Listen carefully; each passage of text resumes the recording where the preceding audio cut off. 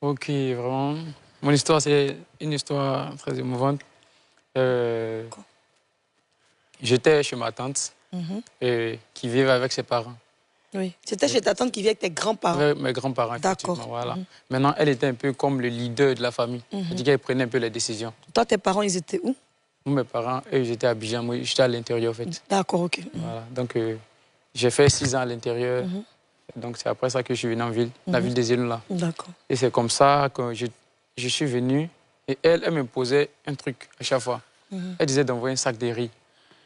À chaque fois. Je dis, mais comment est-ce qu'on peut envoyer un sac de riz? Tu avais quel âge? Je pense qu'il y avait 13 ans, je crois. 13 ans? 13 ans ou 11 ans, oui. Ok, d'accord. J'étais déjà en 6e et en 5e. Et à chaque fois, elle voulait que les parents envoient un sac de riz, un truc comme ça. Elle me dit, mais on se côtoie bien, on est en bonne conformité, ça va bien, mais pourquoi est-ce qu'ils doivent envoyer un sac de riz? À chaque fois, elle m'a interpellé. Chaque mois ou bien chaque semaine? Bon, là, on n'a pas défini. D'accord. Elle a dit qu'il devait envoyer un sac de riz.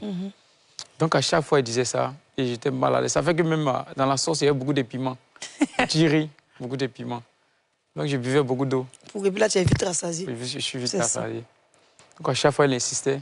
C'est comme ça qu'un jour, à ma grande surprise, je viens, mes affaires sont déjà préparées. À 13 ans. À 13 ans.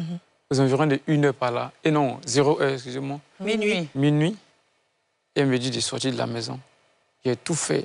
Je demande pardon. Il y a un grand famille qui vivait avec nous. Elle s'est demandé pardon. On n'a même pas accepté. C'est comme ça que j'ai pris.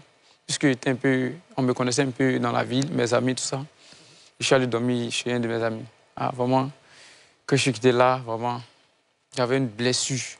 J'avais décidé de la lui rendre, coûte que coûte. De lui rendre ce que tu avais fait. Voilà, lui rendre ce qu'elle m'avait fait. Donc, toujours, à chaque fois, il pensait à ça. Il pensait à ça. À comment faire pour pouvoir, comment dire, rendre ce coup-là. Et c'est comme ça que quelques années après, je suis venu à Abidjan, en 2018, et j'ai connu Jésus-Christ. Et à chaque fois, on avait un programme, le pasteur disait, laissez vos blessures du passé pour que vous soyez libérés des fardeaux. Voilà, ça c'est quand tu arrivais à l'église. Mais entre-temps, avant qu'on ne te mette à la porte, quels étaient tes rapports entre tes parents, c'est-à-dire ta maman et ta tante? Est-ce qu'elles s'entendaient bien? Il n'y avait pas de concurrence entre elles peut-être? Est-ce que tu étais brillant à l'école? Oui, j'étais brillant à l'école. Tu étais un peu turbulent? Non. Tu mangeais beaucoup de jus? Non. Donc, c'était pas une affaire de rembourser ce que tu mangeais? Non, non, c'était pas comme ça. Bon, mais ce que j'ai compris, c'est que la dame mettait aussi une pression à ses parents, à lui, pour qu'ils apportent le sac de riz. Voilà. D'accord. Ok. Mais du coup, on t'a chassé pourquoi? Parce qu'au moment où elle a demandé le sac de riz, vous donniez ça à chaque fois, chaque mois. Et puis, il y a un jour, les parents n'ont pas pu envoyer. Et à 1 h du matin, mais qu'est-ce qui s'est passé? Non, on n'a pas pu envoyer même.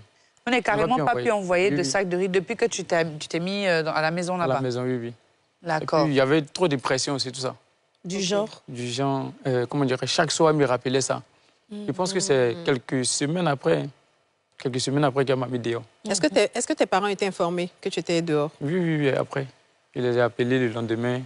Mais elle n'a pas prévenu tes parents pour dire que je le chasse? Rien. Mais votre enfant rentre chez lui? Rien. On m'a chassé comme ça. Non, vraiment. Tellement mal qu'il voulait rembourser ça. Mais comment tu voulais rembourser comment? Rembourser ça, comment dirais-je? Lui rendre ça, quoi. Lui rendre ça. En fait, avoir le même caractère. C'est-à-dire, sûrement, elle viendra, par exemple, chez moi. Si j'avais... pour te demander de l'aide. De l'aide, un truc comme ça, voilà. Okay, ouais. Soit, elle serait serrée un jour, puisqu'on est tous êtres humains. Elle serait serrée un jour et puis venir vers moi, me demander un truc que je vais refuser catégoriquement. Et ça t'a pris combien d'années pour justement découvrir Christ et puis changer l'Église ou bien la parole de Dieu ou Dieu lui-même? Bon, on va dire, je sais pas. Après, quand t'es chassé, 13 ans, 14 ans, 15 ans, 16 ans, à 17 ans, 18 ans? Voilà, il ne me rappelle plus. D'accord, mais plusieurs années plus tard? Plusieurs années plus tard, en 2018. D'accord. C'est comme ça que je vais connaître Christ. Puisque ma maman me disait tout le temps d'aller à l'église, comme on le dit dans le jargon, tester. Et c'est comme ça que je suis allé tester Christ. Je ne sais pas si je peux m'exprimer ici. Oui, bien sûr. Et d'accord, je suis allé, et puis, paf, le Saint-Esprit m'a convaincu d'aller à l'église. C'est comme ça que je me suis engagé, peu à peu. Et il y a un programme, j'ai été libéré. De cette blessure-là. Et j'ai pardonné sur le champ, je ne comprenais pas. J'étais libéré, pardonné. C'est comme ça que... Est-ce que tu as eu un contact après le pardon que tu as ressenti? Est-ce que tu as eu un